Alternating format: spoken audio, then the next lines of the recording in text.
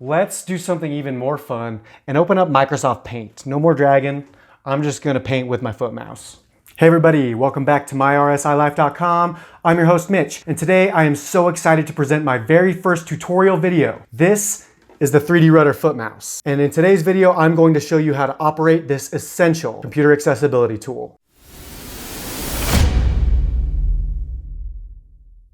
First, once you get your new foot mouse out of the box, it's a good idea to attach these little foot guards or foot wings or whatever you want to call them. As you can see here, mine are already assembled, so I will link the video below, which I think does a fine job of showing you how to install them. It's pretty easy. Now, these foot wings are not necessary to operate the device, but I think it's easy to orient the device with your feet once you have them.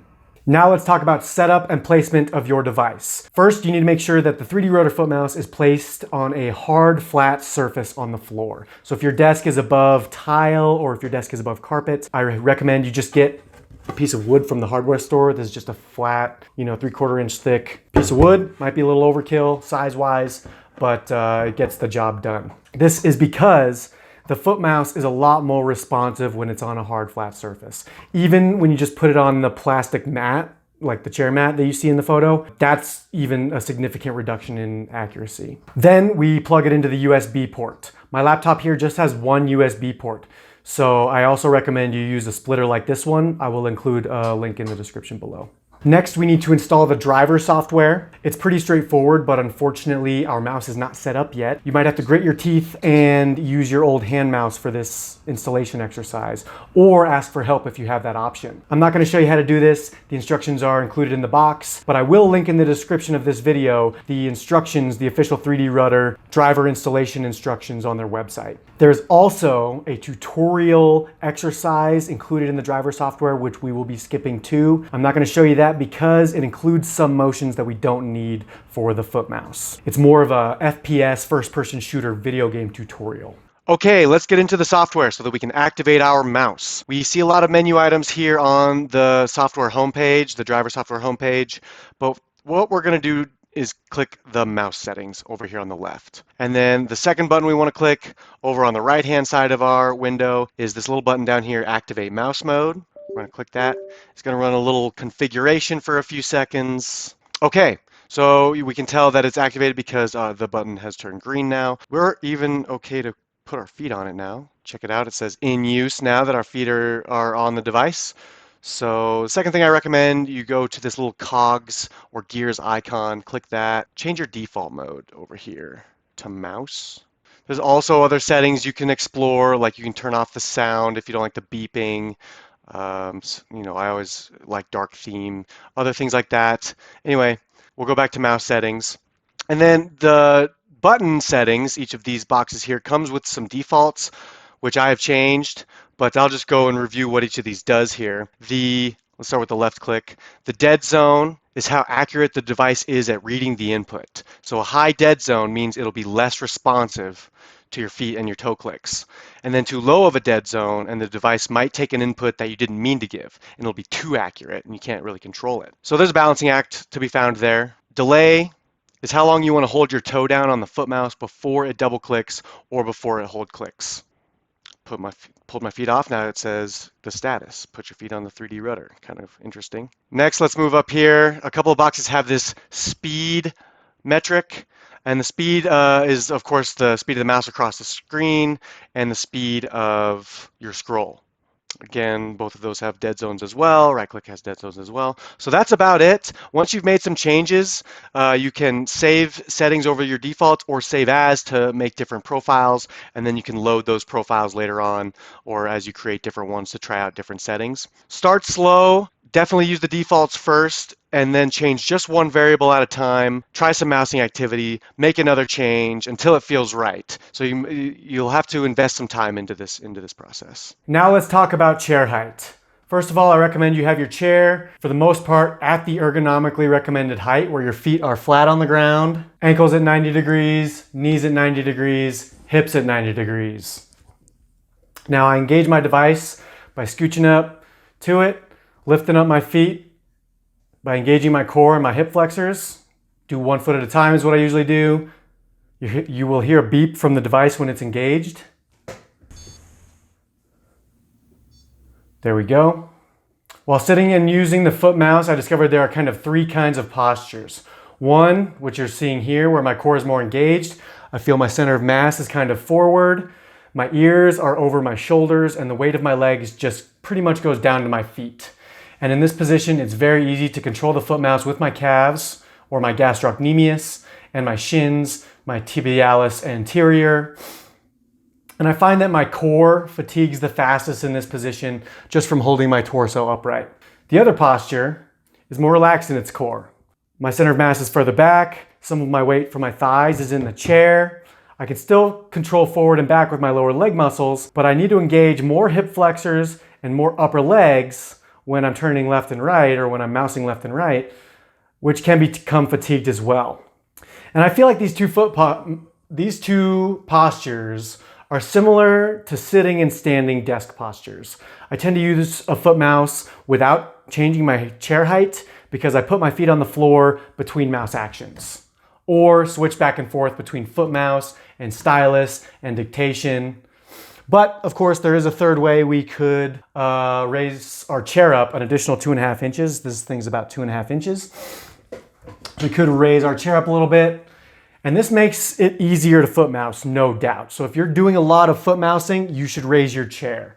I find it's a little tall when I'm on the floor, and like I said, I switch back and forth. So the tall, sometimes I do, sometimes I don't. But it's always okay to move your chair up and down depending on your mousing activity in the moment. And like I said, foot mousing can fatigue your body, so do not give yourself a repetitive strain injury by foot mousing 12 hours a day. Okay, looks like we're ready to start using this actual foot mouse here. So check out my screen. I'm gonna show you how to move the mouse. We're gonna left click, right click, double click, drag and drop. We're gonna start with moving the mouse. So let's put our feet on the device like we're used to. Keep an eye on the screen here. So I'm gonna start in the middle. Let's go left, stop, right, stop. Go back to the middle. Let's go up and down and diagonal and diagonal and up and diagonal again. And you can see, while my feet are on it, even when I'm trying to hold it still has a little bit of play. You can change that with your dead zone setting. Okay, so that's movement. Let's go left click. So that's just put pressure on your left toe here. You can see me demoing it. You can hear the beep. So let's open up, say, Chrome. Hey. All right, there we go. We've opened it up. We can just click to close it again.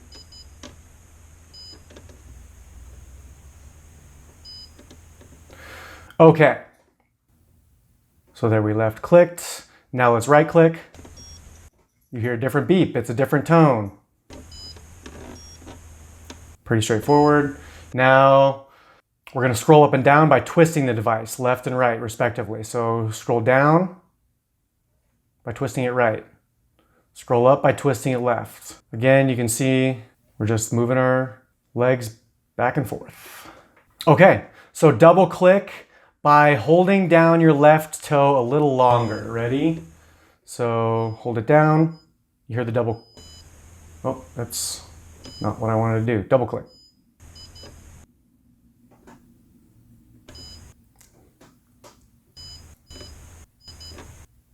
There we go. That's double click. Double click again. Double click. Double clicking the top of your window, by the way, is a shortcut to expand and contract it. Okay, so to click and hold, guess what? We're going to hold down our left foot even longer. Now we've heard that third beep, and that means we've grabbed whatever we're trying to grab. Now we just click, and now we've ungrabbed it. Let's try that again. Undo the pressure when you hear that third beep. And now whenever you get done, just one click, and now you're done.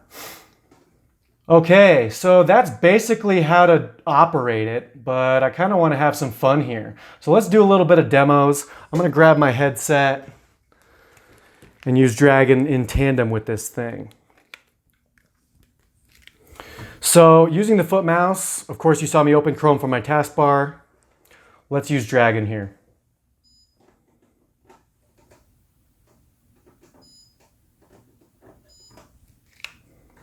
Press Control T Wikipedia.com. Press enter. Repetitive strain injury. Scratch that. Repetitive strain. There we go.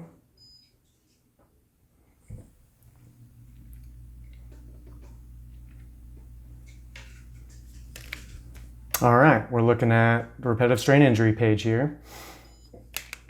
Press Control W. Press Alt F4.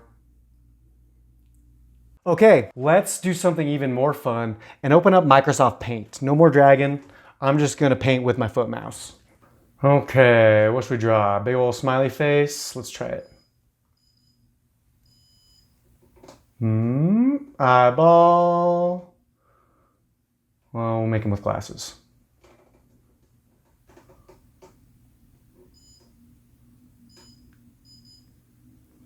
All right, pupil time. Guess it's easier with squares. I don't know. I'm not that good of an artist anyway, so keep that in mind when you're watching this. Here's this big old, hey, where's his nose? There we go. Making his nose here. Big old grin.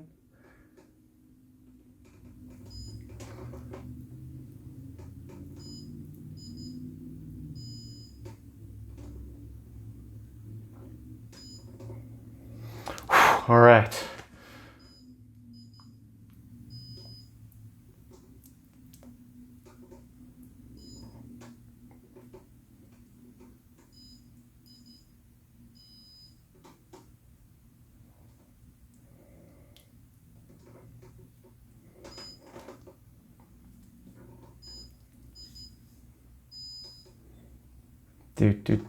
All right. We made Grandpa.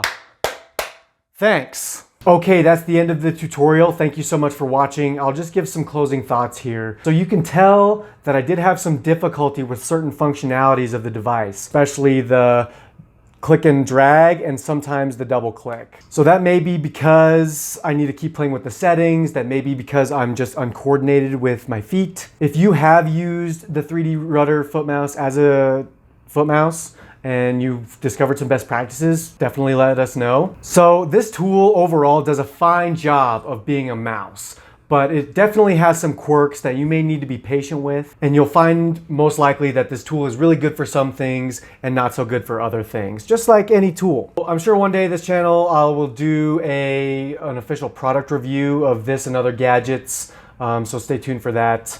And thank you so much for watching.